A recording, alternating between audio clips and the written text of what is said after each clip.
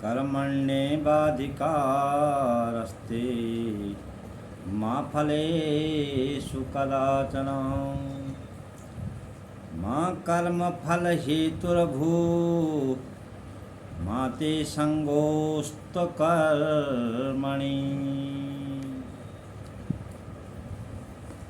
और कथा का प्रसंग हम आगे चला रहे हैं। यहाँ पर राजा विराट ने अपनी पुत्री उत्तरा का विवाह अभिमन्यु से कर दिया। अब धर्मराज युधिष्ठिर जी महाराज भगवान कृष्ण का स्तवन कर रहे हैं, भगवान की स्तुति कर रहे हैं। क्या बोल रहे हैं?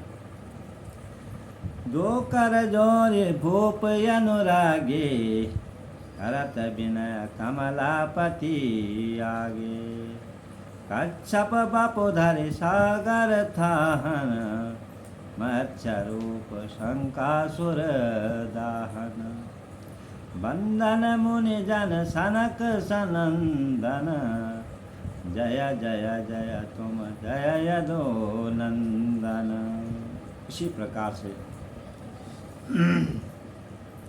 सुकर रूप धरि रदन धरणी धर खल हिरण्याक्षहि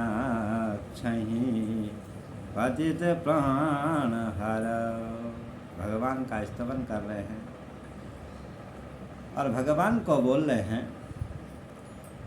धर्मराज जी ने कहा कि आप दुर्योधन के पास जाइए, और दुर्योधन एक प्रकार से दूत के रूप में या भगवान सहायक समझ करके भेज रहे हैं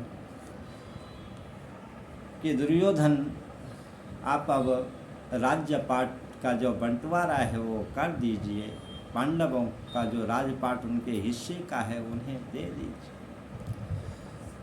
तो इस प्रकार से क्या है, क्या कहा?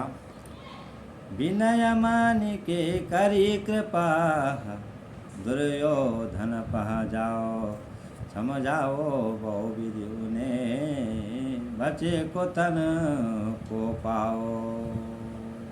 इस प्रकार से आप उनको बोल दीजिए कि बंटवारा कर दीजिए महाराज।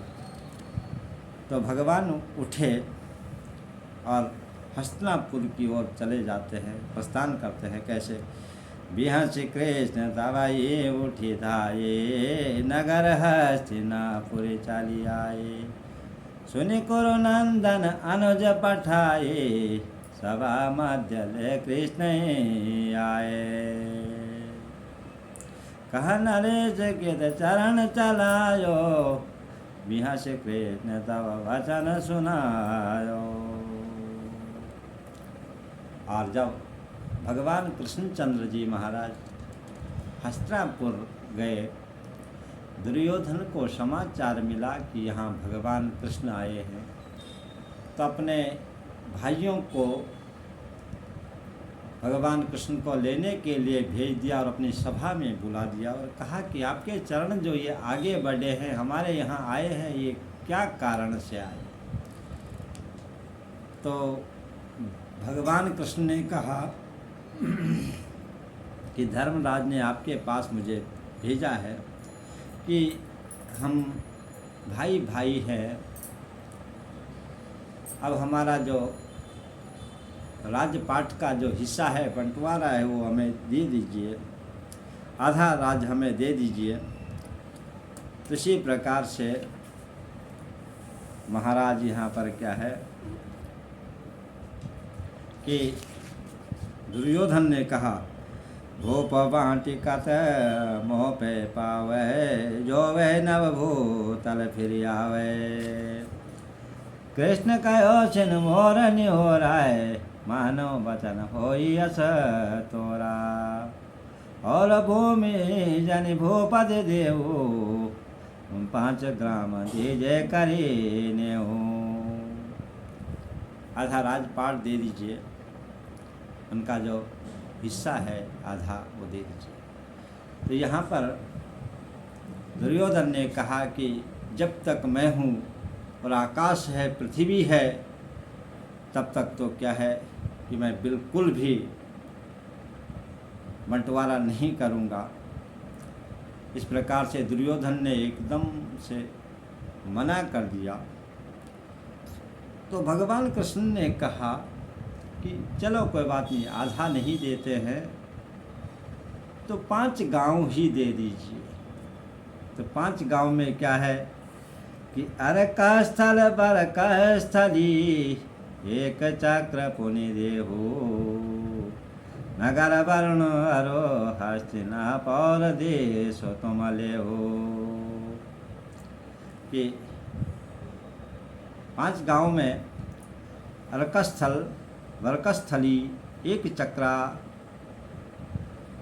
वारणावत और हस्तिनापुर, ये केवल 5 गांव ही आप पांडवों को दे दीजिए। तो यहाँ पर महाराज क्या है कि दुर्योधन ने कहा, सोई अग्र जितनी उठे, सो कह कवै न देहु, पुनि पीछे भुव भाव करी, प्रथम योद्ध करी लेओ। कि ये अब तो 5 गांव की बात कर रहे हैं, आधा राजपाट की बात कर रहे हैं, परंतु सुई के नोक के बराबर भी जितनी भूमि आती है, जमीन आती है, उतना भी मैं क्या कि पांडवों को नहीं दूँ। उसके लिए हालांकि हमें युद्ध करना पड़ेगा। तुम्हारा तुम्हें कहत अस कैसी आवत, जियत मोहि तरणी सो पावत। जब तक मैं जीवित हूँ तब तक तो मैं एक सुई के नोक के बराबर भी भूमि नहीं दूंगा। महाराज